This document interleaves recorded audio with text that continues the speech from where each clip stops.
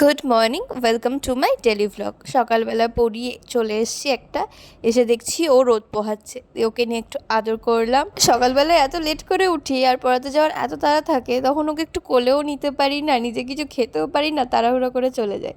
তো পড়িয়ে চলে এনে নিশ্চিন্ত, তারপরে এসে ঘরের কাজগুলো করে নিচ্ছিলাম, বিছানাটা তুলে নিচ্ছিলাম, দেন ঘরটা একটু পরিষ্কার করে নেব। তার মধ্যে দেখি ও আবার পটি করে রেখেছে, তারপরে সব আবার পরিষ্কার করতে হলো, কি কাণ্ড।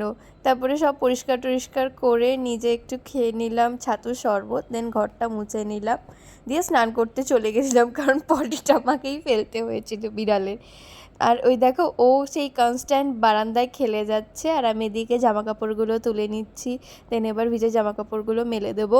আমার ভূতু যখন এসেছিলো, ভূতু তখন এর থেকেও ছোট ছিল, ও খুব মায়ের জন্য কান্না করতো, কিন্তু এই বিড়ালটা মায়ের জন্য একটুও কান্না করে না। তারপর লাঞ্চে ছিল ঘি, আলু ভাজা, বেগনি ভাজা, দই পানির, ডাল, চাটনি, পাঁপড়।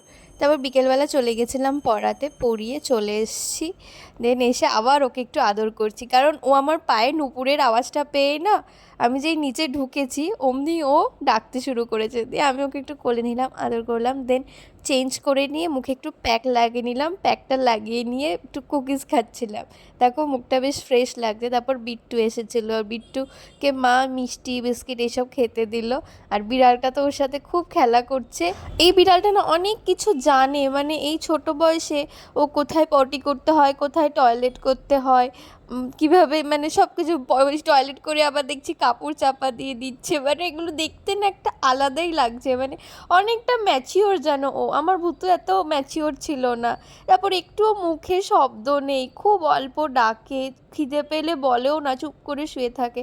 তো বিট্টুকে মিষ্টি দিতে চাইছিল, আমি বারণ করছিলাম, তো ও লাস্টে জোর করেই দিল, বললো যে না ওকে একটু দাও, দেওয়া হোক।